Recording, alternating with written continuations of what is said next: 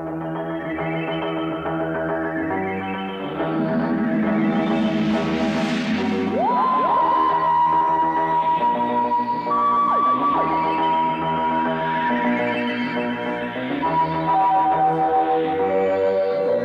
ladies and gentlemen, Nick here, and welcome to my Doctor Who Season 17 ranking, where I'll be ranking all 5 stories of Doctor Who Season 17 plus Shada, because that was supposed to be part of the season, and now with the 2017 version pretty much completing the story, with the new animation, reanimated scenes, and brand new scenes that was added in, and some brand new model effects. It's safe to assume that this is the definitive version of Shada now, and that Shada has been officially completed, even if it's still not really counted due to not being broadcast, or at least not in the UK. It was in America though. Well, the new version was. So yeah, but I will be counting Shada as the unbroadcast special / feature length special of the season, and it will be counted as a story of that season. Of this season. So, without further ado, the stories of Season 17 are Destiny of the Daleks, City of Death, The Creature from the Pit, Nightmare of Eden, The Horns of Nimon, and Shada. And by the way, when I'll be ranking Shada, I'll be ranking both versions of Shada, 1992 and 2017, as I had done with the talking about them in the review. So, without further ado, let's start. Number 6. Number 6. Now, this story, I think I would have put this number 5 on a normal basis, but there was something that this story did that had to make it number 6 instead of number 5, because number 5, my number 5th choice, is a story that pretty much does nothing for me, apart from maybe a few laughs at one or at a character or something. A few good performances, especially from our main characters. But the thing is, number 6 has something that does completely and utterly wrong, that it has to go at number 6 as opposed to number 5, which I normally would have done if it wasn't for this big problem. And number 6 is, of course, Destiny of the Daleks. The big problem is, of course, how the Daleks were treated in this story. I can't stress this enough. I think, at least for the classic series, this is the worst the Daleks have been. Which is a mega disappointment, especially after rewatching it the latest time round.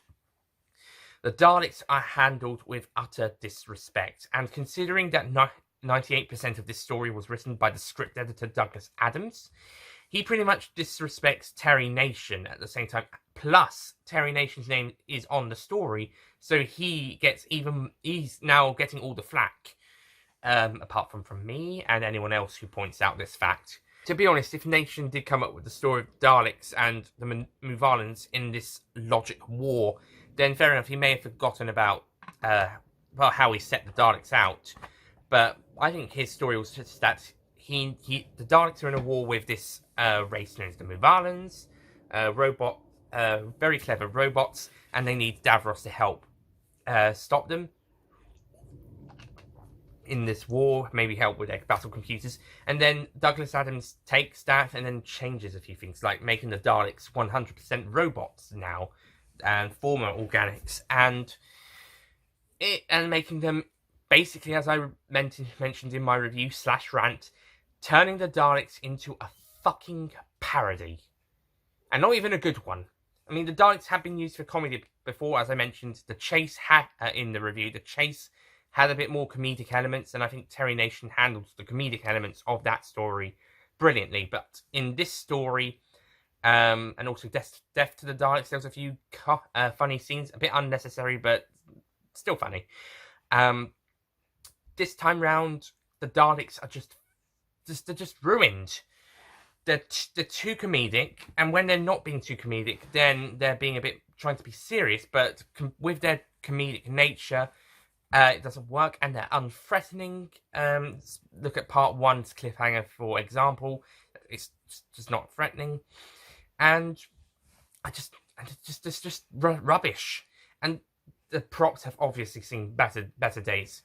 And as I mentioned in my review, I think it's this story that turned the Daleks into parody, into a joke. Of course, they may have been a joke beforehand, but it would have been this story that would have. I mean, even though the show itself wouldn't have had anything to cause that to happen, it's just that they look like something you can make fun out of. But now the show seems to be joining in with that and starting to make fun of them, and not in a good way, like The Chase did. Well, The Chase, that handled it brilliantly. This story does not. I think this is the one story where Douglas Adams' humour falls absolutely flat. All the other times are great, or at least good. This is the only time that it falls flat, and it's because he has ruined the Daleks. Full stop. And then the rest of the plot isn't quite that great. I can partly put down to Termination, but still I can partly put down to Adams. And yeah, David Goodson tries his best as Davros, but he's easily the weakest actor. Maybe if they gave him a new mask, but doesn't quite help. It's just a bit dull in some places and not that interesting. The first episode has a nice build up, but once the Daleks arrive, that's where it starts to fall apart. As opposed to other stories where the Daleks have been in, when once they turn up, things get even better. Like Evil the Daleks had a great setup. First episode, it was a really good mystery, and then once the Daleks turned up, it got even better. Power of the Daleks, again, same thing. Great first episode, post-regeneration stuff, arrive on this planet, what's going on, great looking around, Daleks! Oh, things are going to get even better here, yay. Same thing with Dalek Invasion of Earth, same thing with the first Dalek story. I could name so many examples. Genesis of the Daleks, Planet of the Daleks, even Frontier in Space, once the Daleks turned up, even though they had the second shittest voices of the series after Day of the Daleks, their presence was still great to see on screen. Even Mission to the Unknown does the Daleks better than this story. And that one, I didn't consider that to be a great story, but the Daleks were great in it. So, yeah, it's automatically better. So, on the whole, Destiny of the Daleks is a failure for the simple reason that it ruins its greatest monsters. And considering Graham Williams wanted to open this season with the Daleks, it's a bit of a letdown to him as well. I don't think he wanted them to be turned into parodies. I think he just wanted them to be back in full force as seen before. But Douglas Adams had other ideas to him and to Terry Nation, which is a massive shame. So yeah, that's Destiny of the Daleks. Completely and utterly disappointing, and ruins the Daleks and their reputation. Thankfully for Daleks themselves, they would get better when they came back on screen in 1984's Resurrection of the Daleks, plus 1983's The Five Doctors and a cameo in 1981's Logopolis, but proper story, Resurrection of the Daleks. But the reputation itself wouldn't be saved until 2005 when Dalek aired. And my goodness, did that story do a lot to redeem the Daleks' reputation after the bit of a decline of it in the classic era. Plus, it was an awesome story. But more on that when we get to Series 1, aka Season 27. Which is, actually, that's 10 seasons time, 10 more seasons. 9 more classic series, 18, 19, 20, 21, 22, 23, 24, 25. Yeah, 9 more classic series. And then, after the Wilderness series, we're on to the new series. Well, if that means we get stories like Dalek, I'm happy. Okay, number 5. Number 5, as I mentioned, if it wasn't for Destiny of the Daleks completely fucking up the Daleks, that story would be 5th, and this story would be 6th, because this story is basically the image of the Fendal of this season, but less interesting. And that's it. This is the Horns of Nimon. Now, apart from some funny scenes with this funny character, Soldeed, he's just having some fun moments with him, and some good performances from Tom Baker, Lana Ward, David Beardley, and some... the Nimon actually looks pretty good, even though I think the guys are going to fall down if they're not careful, because their heads are bit big, but their body's not. But besides that, the story isn't that interesting. It's not as... there isn't as much imagination to it. The first... 2 episodes featured this really dickish co-pilot who just, when he goes and sees the sacrifices into the ship in the hold, whenever he sees them, he just turns around and says, scum, some weakling scum, every single time. It gets annoying. It's annoying the first time around. It gets annoying on multiple occasions. At least change it up a little bit to just say scum or weakling or something else. Just give it some variety. And it's an uninspired story, apart from that it's taken inspiration from Greek mythology and the Minotaur stories, but other than that, it's uninspired. And it's just not that interesting. I swear, if any of these other stories this season, minus City of Death, were the story that was unfinished and unbroadcast, I don't think anybody would care as much as as Shada's. Because certainly with this story, nobody would probably care, really. It'd be one of those stories that people just go, whatever, sounds like a good idea, but maybe it wasn't such a great an execution, so likely some people might dismiss some other unmade episodes, apart from season 23 and season 27. We can only dream about what those would have been. And the Stephen Fry episode that was originally going to be in series 2 or series 3, and then not at all. I think he's going to be a guest character in series 12 though, so that makes up for it. Maybe his episode will finally be broadcast. That's unlikely though. If I was showrunning, I'd get him to write an episode. Anyway, but back to the point. Horns of Nimon just isn't very good. I just don't really care. And I just find it a nothing story. Difference here between that and Image of Defender is that Image of Defender, whilst I didn't find that much of found that a bit of a nothing story, I will at least say that there was some pretty good gothic atmosphere throughout, and there was some very good, and there was some good side characters, and the villain was actually quite intimidating in seems. Perhaps I was a bit too harsh on that one. I just didn't quite enjoy it on the rewatch.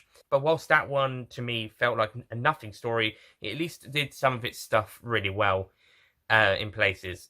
So maybe that was what made me like it so much when I did first see it. Horns of Nimon, on the other hand, nothing that appeals to me besides the performances of Tom Baker and Lana Ward and David Beardley, and the guy also playing Soldeed makes me enjoy it a bit more than what it was. Maybe the story might have been a 3 out of 10 if it wasn't for that. Maybe even a 2. Because it really is, and it's not really that good. I think I might have been too nice on this one. Yeah, too harsh on Image of Defender, too nice on the Horns of Nimon. And maybe too nice on Destiny of the Daleks, despite the rant. And yeah, the reason that the only reason this story overtakes Destiny of the Daleks on this ranking is because Destiny of the Daleks fucks up its villain, and that got me really angry with that story. Whilst Horns of Nimon, I don't give a shit, and that's why Destiny of the Daleks is worse, because it pissed me off how they treated the Daleks. Whilst Horns of Nimon doesn't piss me off because I don't really care for it. That's why Horns of Nimon is better than Destiny of the Daleks in my opinion. Just because it doesn't give me much of a reaction, whilst Destiny of the Daleks pissed me off. Or at least the treatment of the Daleks did, and that was bad enough. So, yeah, otherwise it would have been the other way around if Destiny of the Daleks had treated its Daleks better. But as it didn't, then Horns of Nimon is better. Just a little bit. And just a little bit better than that is my number 4 choice, which I do give it the next score up from the other bottom 2. But again, there's not really much of a story here, and that is Nightmare of Eden. Yeah, I did like it a bit more this time around. I think it has a message in there about drug smuggling and how it's anti-drug smuggling. The thing is, halfway through, it kind of loses its way a bit, and we get these dick security guards, especially one I think is played by Michael Crane's brother, and I get annoyed with them, especially the one played by Michael Crane's brother. He's just a dick, if he is that character, and it's just not as interesting. It's more interesting than Horns of Nimon, but it's not quite that good. Interesting. It's not quite that good. Not really that fun. I think the spaceship is the second best spaceship design of the season after Shada. But if we say Shada being unbroadcast for the broadcast stories, then it's the best spaceship design. And it's got some good moments. But on the whole, it's not really much of a story. It's more of a story than Horns of Nimon, which is why it's above that. But other than that, it's not hugely great. I did like it more on this watching, than last time, as unlike Horns of Nimon, where I liked it less. But I can safely say Nightmare of Eden isn't, like Horns of Nimon, isn't something you wouldn't worry about missing out on. In fact, fun fact, Horns of Nimon was the last Doctor Who story I had to watch. Before Series 11 aired, I'd watched the reconstructions of missing Doctor Who episodes, which I did the same for when I did the reviews here, and they had animation, which Macroterra also got later on. And Faceless Ones next year will.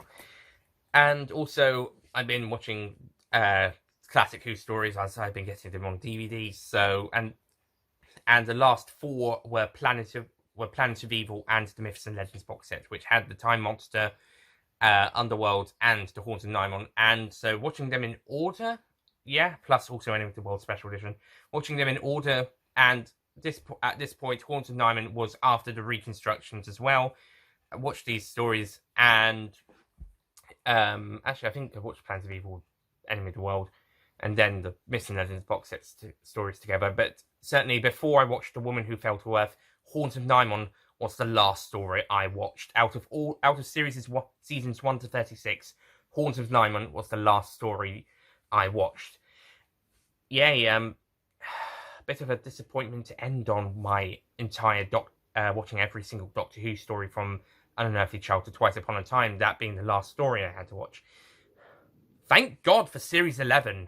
I don't care what the haters say. Thank God for Series 11. None of those stories are as bad as Horns of Bloody Nimon or the Space Pirates. Those two can fuck off. I would rather watch every episode of Series 11 on repeat than those other 2 stories again. Okay, in case you're wondering why I've changed my shirt for this bit, it's because we went out to celebrate my sister's finishing her GCSEs earlier this week, so we went out for dinner, and then after that for a dessert and drink at a place which was cheaper. So I just looked nice. So we looked nice, and also I put some shorts on after getting back. So yeah, and if I appear to be a bit more tired, well, it's been a bit of a long day, pretty eventful day for me, and I had a Guinness as well. So whilst I was out, so.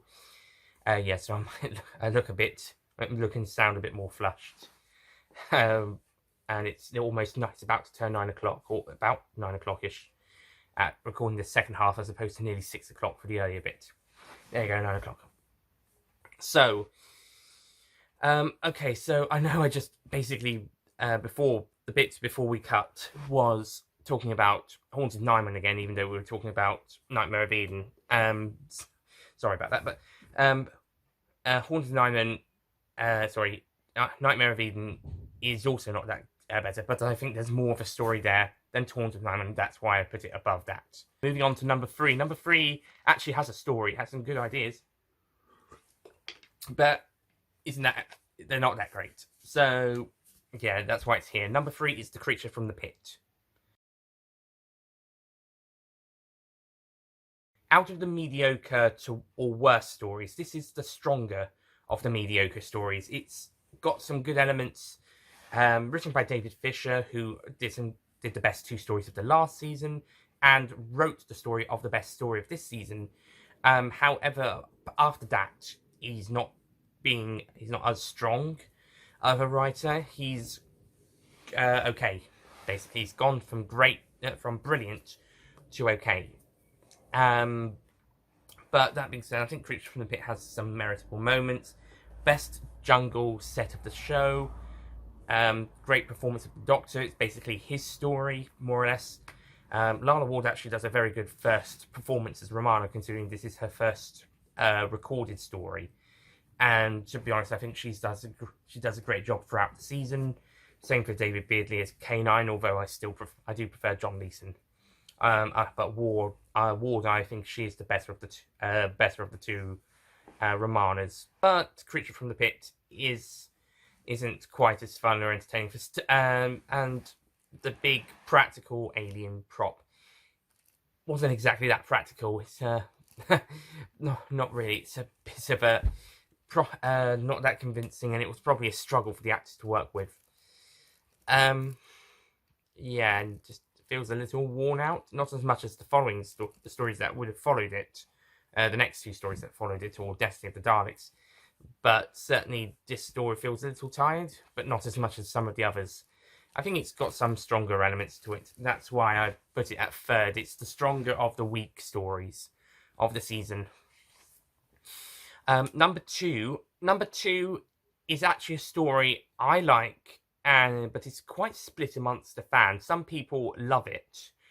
I'm one of those people. Some people hate it. I don't know if they'd hate it as much as the other stories in this season, but I'm not sure. It's a story that Douglas Adams wrote, and he wasn't a big fan of it. I'm not sure why. I don't know why he didn't think it was a good story, but I certainly like it. And so at least he managed to entertain a fan. And a lot of other people like this story, especially following the new animated edition of it, or partly animated edition of it. It is the unbroadcast story, Shada. Now, Shada, I basically reviewed it not too long ago, yesterday at time of recording earlier today. At time of this video coming out, it should have been out yesterday. So you can check it out, and I was talking about both the 1992 VHS version with linking material and the 2017 version with reanimated scenes plus brand new scenes and new model effects and changing music score. And yeah, Shada is a great story. I do highly recommend the 2017 version because you'll get a complete story with some great animation. The only problem with the animation, well, there were some movements that look a bit awkward, but the only real problem is that some of the dialogue doesn't quite link up with the lips quite a lot of the places. Sometimes though, and it does look really great though. I think maybe if it had been delayed to early to mid 2018, they might have been able to tidy it up a little bit. But that being said, I still think they've managed to done a great job with it. And to be honest, I think that should have been the 2017, what they should have shown at Christmas 2017 instead of having Twice Upon a Time. They should have had Shada, or maybe split it into two parts. The first hour and 10 minutes of Shada on Christmas Day 2017, and the second half on New Year's Day 2018, and that would have broken up the gap between series 10 and 11 brilliantly. More Doctor, while having more Doctor Who action, while still waiting for the 13th Doctor to turn up after the 12th Doctor's outstanding finale in World Enough in Time and Twice the Doctor Falls. But instead of that, we got Twice Upon a Time. So the good news is the Americans did get a proper broadcast of the 2017 version of the story, some around the time of its DVD and Blu-ray release. So over there, so or just before that. So well on them. We're still waiting for ours. So technically, the story has been broadcast in the US. So American fans will, if you saw that broadcast, then this story technically did broadcast. The 2017 version did in the United States. We're still waiting for the UK broadcast at some point. Maybe next time there's a gap between series, we can have it. But we have a great DVD, Blu-ray, and Steelbook release featuring this story, and yeah, I highly recommend it, especially if you want to experience it. Also, if you've seen the 92 version, but you want the full story and you want all the answers ticked off, then certainly the 17 version is a great way. But the 92 version is also a great version to check out, especially if you want to see how an older version, how an actual 6-part version would fare. However, with the scene plus linking material from Tom Baker added in, and then after that you can go and watch the full-length feature film version with the animated scenes instead. And yeah, so Shada, it's a really great story. Only a few things I'm not so worried about. For starters, that penultimate scene, which is the last scene in the story that had been filmed, not necessarily the last one to be filmed, but the last scene in the story that had been filmed, the penultimate scene overall. but the last one that had last one in the story that was filmed, because the final scene hadn't been filmed at the time. It would be for the 2017 version with a special final appearance from Tom Baker, current final appearance at the moment. But before that, it was the last of the scenes in the story that had been filmed, and that's the only one I don't really like. With the policeman, I don't really like that scene. Besides that, I think it's an amazing story, though. So yeah, Shada, almost practically perfect, despite the writer not being a fan of it himself. And number one, this is also a Douglas Adams story, with Graham Williams from a story based on a story by David Fisher, and this one I think is pretty much perfect. City of Death. Not only is City of Death the best story of this season, but if you watch my 1970s ranking, it's the best story of the decade. And also, currently at this point of Doctor Who seasons 1 to 17, it's my favourite story of the show so far, just about taking over Tomb of the Cybermen. However, its title would be taken away in a few years' time. This story is also the favourite story of my good friend and fellow Universal member, Matthew Moyer. Lavender Week on that channel, and he will be doing a review of this story later this year. Later this year, I'm sure. So go and check that out when it comes out on the Universal's channel. I think it'll be sometime between September and October, September and December, to celebrate the story's 40th anniversary. Yeah, 40th. And it's a bloody amazing story. It's really funny, but in a good way. It doesn't make anybody a parody. It's comedy that works, not bad comedy. Same with Shada. It's also got some of the best supporting characters of the show, and certainly the best supporting characters of this era in the show, with Shada also having some of the best supporting characters of the era. But I think City of Death's just about take it. And with Duggan being a great character who would have become a great companion had he joined the TARDIS, and Scarlione, aka Scaroff, played by Julian Glover, just being a marvellous villain, with Glover giving an Oscar-worthy performance, just like Peter Jeffries in season 16 as Grendel in The Androids of Tara. And the Scaroff mask actually looks convincing for a change. It actually looks like a good design. Whilst when they go back in time, the sets aren't quite as convincing as when they're in the chateau, they are still really good and have some nice designs for it. And it's got some fun scenes back then. And I think with the chateau stuff they do this, and the restaurants and cafe, and the Louvre, the sets are really great. They may even have filmed properly in the Louvre, I'm not sure. And we've also got some of the best location work in the series in this story, as well as also in Shada as well. But both with Paris and Cambridge, Cambridge for Shada, Paris for this story, being utilised amazingly. In fact, this story has quite a lot of set-based stories. Creature, Nightmare, and Horns were very set-based. So it was nice to go out to do some location work for Destiny, City, and Shada. Particularly City and Shada, because they got to go off to two notable cities, one abroad and one in the UK, whilst Destiny was stuck in a quarry or some ruined houses. I think it might have been a museum or something, Celtic village or something for the houses stuff, but other places it was a quarry. So yeah, so it's nice to actually visit a great city for a change in the story. It's a bit like how season 16 got to do quite a lot of great location work wherever it went, outside of heavy set-heavy stories like the first and last stories, and it got to go on. And I think also Pirate Planet, although that had a couple of location work in the fields, but Stones of Blood, Androids of Tower, and Power and Kroll got to go to new places to film. And I think the same could be said for City of Death and Shada, but City of Death in particular takes full advantage of its location work. Shada took quite a lot of advantage with its one as well, but I think City of Death takes even more of an advantage, which works brilliantly.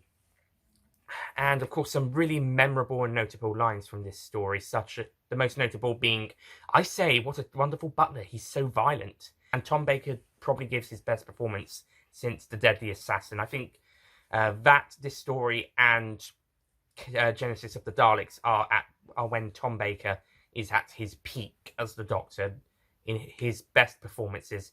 Of course, that's not to say he hasn't done a bad performance yet, although season 18, I think, is going to be his weakest performance. Going to see his weakest performances at some point. It's certainly his weaker season performance-wise, whilst the other 6 seasons have been incredibly strong, especially 13, 14, and 16, and parts of 17 and 15. And most of 12. And when they've not been amazing, they've still been pretty good. Still been very good. It's just 18 I'm a bit worried about, that's all.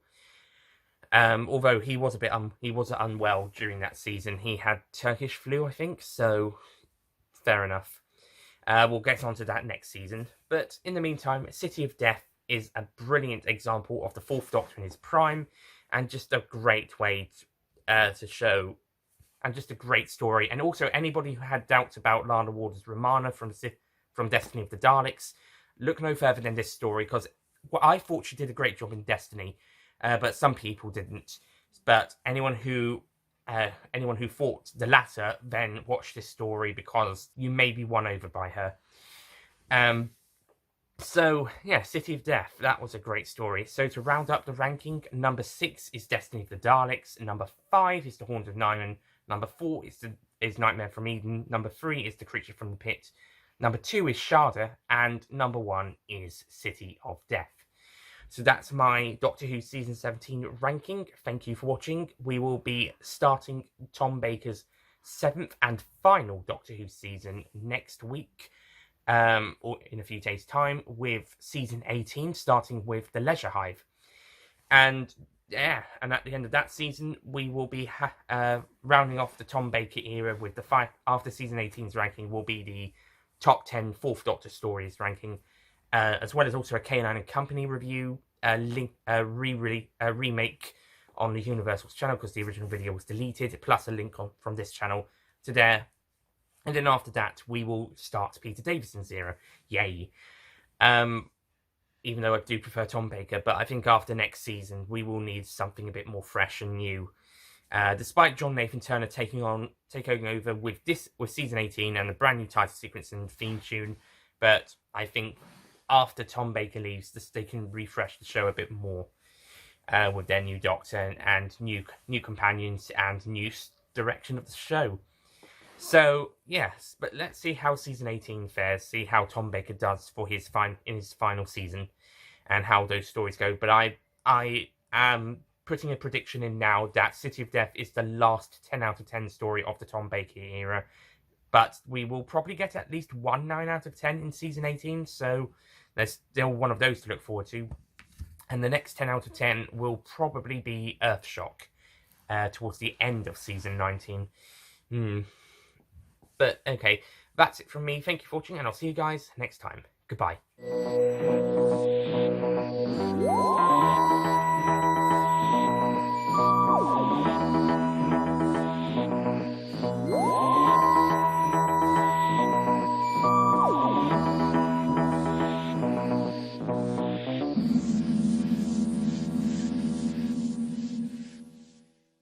Don't forget to click below to subscribe to the official Nicholas Payne Retro YouTube channel. I didn't write the list, hold on. Pause it. Okay, got the list now. Let's go. And now with the 2017 version, I think it's safe to The Nightmare of Eden, apart from me and anyone else who points out this fact,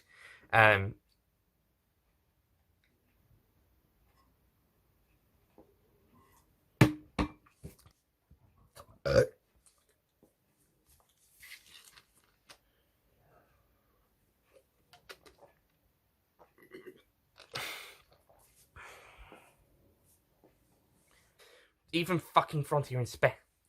And my goodness, did that story do a lot to redeem the Daleks' reputation from the classic era.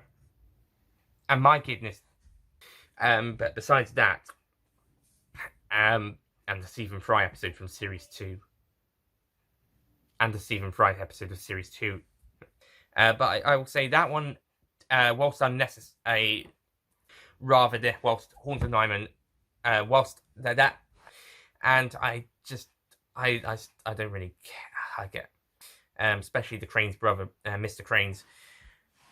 I think the spaceship sets are the best of the season, though. I will give them that. It's probably the best spaceship design of the season, outside of Shada. Actually, I think Shada's is done better. But then again, most of that's in anime. Excluding Shada. Actually, Shada's is better. My mistake. Okay, I would say the second best spaceship. And because when I was before Series 11, I watched the before Series 11 aired, I rewatched. Of course, there are other stories that are better than most of the series. Of course, there are stories in Series 11 that I didn't really want to watch that much, even the good ones, because Rosa is even Rosa, which is my favourite of that season, an amazing story. But wow, it's a depressing one. But it is a very depressing. Actually, just cut that bit. Just yeah. Are you done? Right. It's now a few hours later since I recorded the earlier bit. Hi, in case you're wondering, it's been okay since, and I've had a Guinness at the one of the restaurants I went to. So one of the restaurants, one for food, dinner, and but because it was expensive.